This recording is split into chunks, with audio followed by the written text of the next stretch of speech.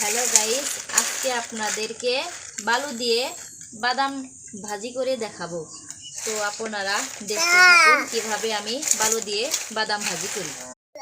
এখন আমি একটা কড়াইতে বালু নিয়েছি, বালুটা গরম করতে দিয়েছি। বালুটা গরম হয়ে গেছে, তো আমি এখন বাদাম দিয়ে দেব। বাদাম দেওয়ার পরে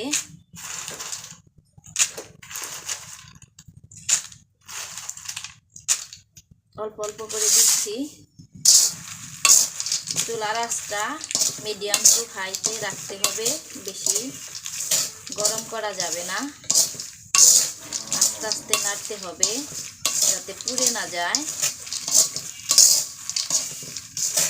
দেখুন কিভাবে আমি ভাজি করছি।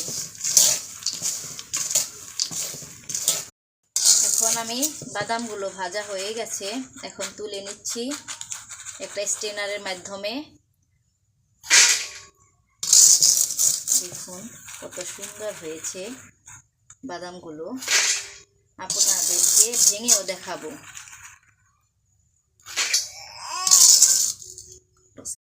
দেখুন আমার বাদাম ভাজা হয়ে গেছে, এখন আপনাদেরকে এটা ভেঙে দেখাচ্ছি।